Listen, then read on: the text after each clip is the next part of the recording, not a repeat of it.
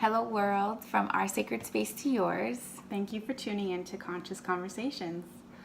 We'd like to start off by saying thank you to all of you for your incredible feedback and support from our last video about our stories. We were so touched by the feedback, and we're so excited to do this second episode with you.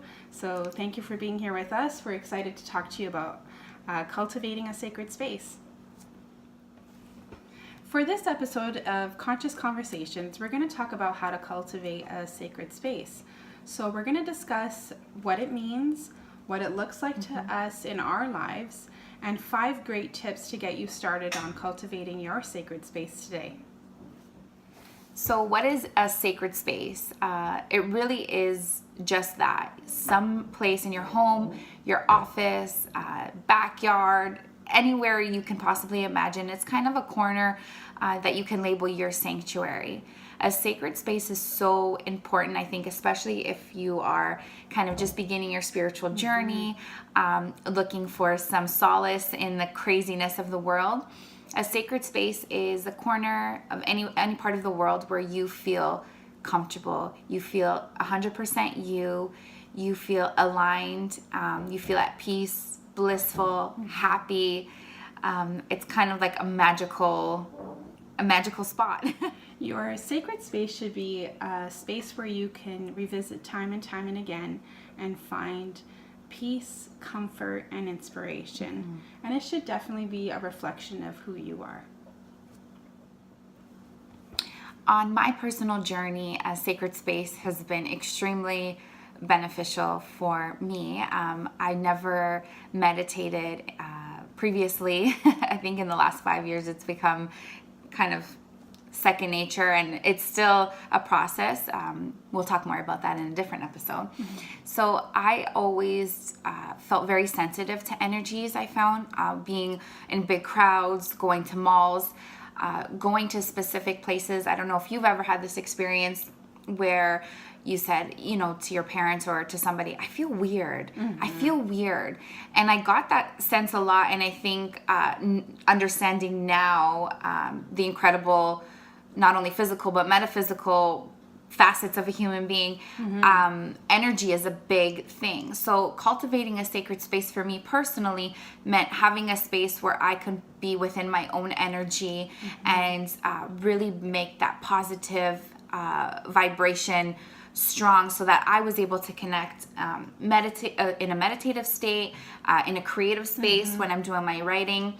So I actually have a little corner of our house, and my in-laws are incredible, because if it wasn't for them, it would not be possible for me. So they actually gifted me a little space in our basement, and I laid down a nice rug, a fuzzy rug. I always envision that. And I have what we call an altar. And an altar is not a religious thing or a spiritual thing per se. It's just a focal point of any space in the house. Your altar could be, where the mantle, where you have all the pictures. So it's a focal point where things of significance are laid out. And I have a big Buddha head, and I have some candles. I also have what do I have? My cards, my angel cards, and my books. So for me, when I sit there, I'm able to get grounded again, and it really brings me back to me. So like Jenny was saying, your sacred space is a reflection of you. How I knew my sacred space was sacred was a validation from my 3-year-old nephew. So he came downstairs with me, and he immediately went to that space, which is so funny because he was not really prone to the basement. We're usually upstairs. And he just laid down on the rug and started like rolling and feeling the rug. And he said, Titia, I love your carpet. And Titia means aunt in Portuguese. So I thought it was so interesting how this little boy knew, like he could feel the vibrations, right? And kids especially are so sensitive. But so my sacred space is a little nook in the house where I get to sit, I get to meditate, I get to write, I get to lay down or play with my nephew if he feels like it. But it's really that little piece of heaven, that place where I can always, it's like a charging station almost. Yeah, that's a good way to put it. Yeah. Absolutely. For me, I think intuitively, I've always created a sacred space wherever I was. So as a child, for example, in my parents' house, I had a little closet in the basement. It sounds really depressing, but it wasn't. It was called Jenny's Closet, of course.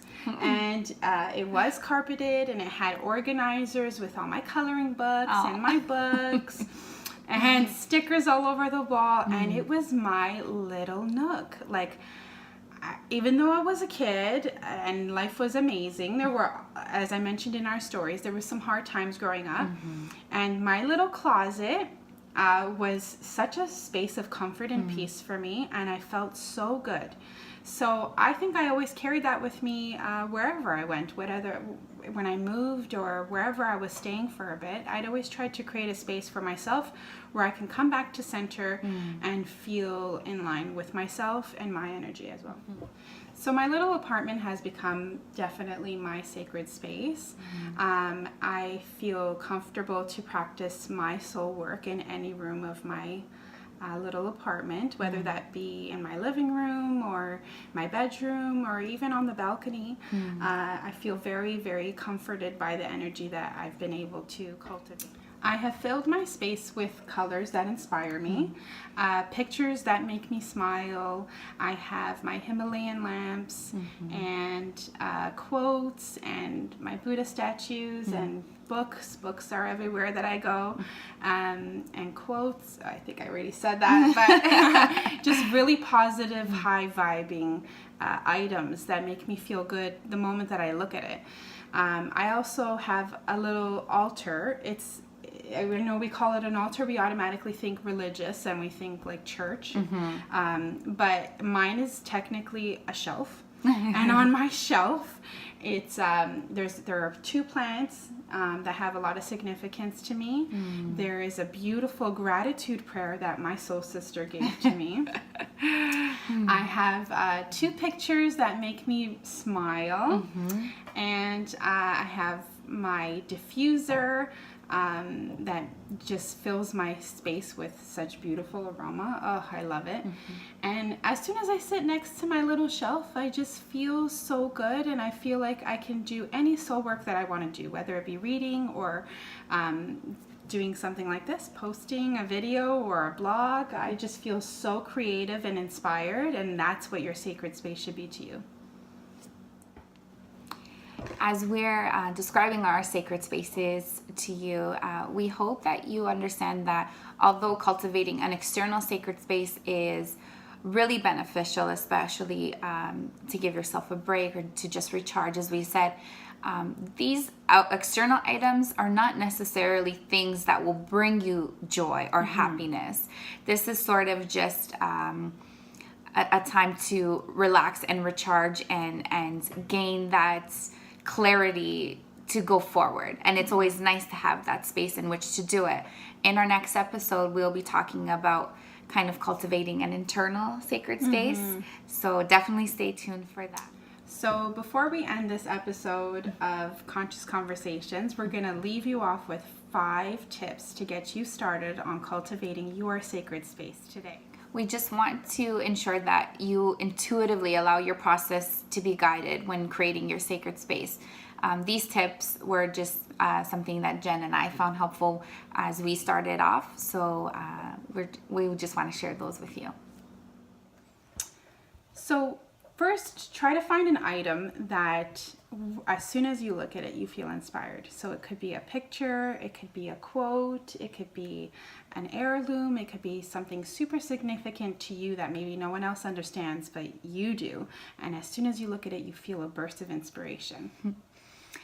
Ensure that you elevate the item somewhere. So we believe that the higher the elevation, higher the energy, higher to source. So anywhere you place it, just make sure it's not on the ground. Also, get your favorite candle or incense, and or your favorite scent, whatever it is. It could even be a bath bomb if you want to just have it sitting there, because that emits a lot of beautiful aroma. Whatever it is that just makes you feel so good and soothing. Definitely make sure there's some space where you can sit for meditation or lie down and kind of just soak in the energy and as you're sitting or lying down there, you will actually your energy will be emanating around the space. So you'll notice time and time again when you go back and visit your sacred space. Hopefully it's daily if that's something that is accessible to you, then you will kind of feel the difference. So make sure there is a space where you can lie down, listen to some calming music, or do a meditation, and we'll walk you through that again. Absolutely. And lastly, it's just to relax and enjoy your little sacred space that you've cultivated. It should make you feel very relaxed and comforted and safe and loved and inspired. Definitely.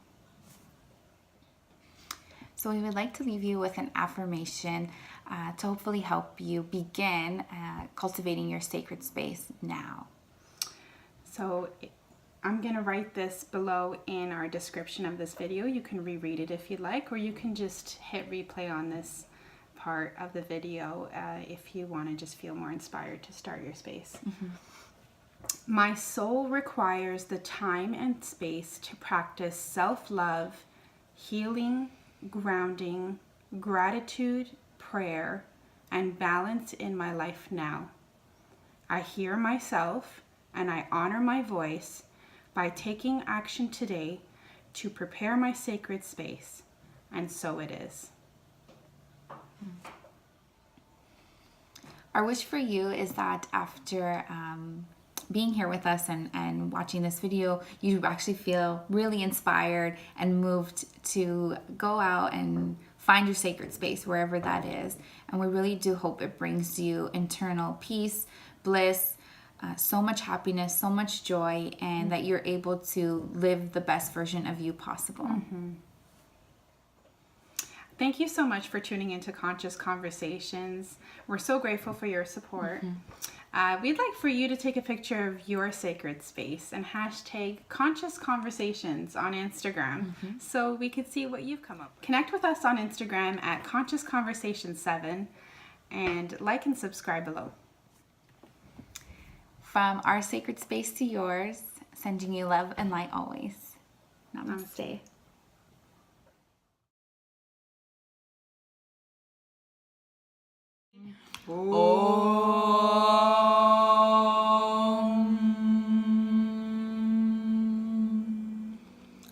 That's very sacred. You shouldn't be making fun I know, of it. I'm not making fun of it, actually. It's actually That very was powerful. I felt the vibrations, did you? Feel the vibe. It's such a good vibration. It's such a sweet sensation. Okay. Your sacred space should be a space where you can visit time and time and again and find inspiration, comfort, and peace.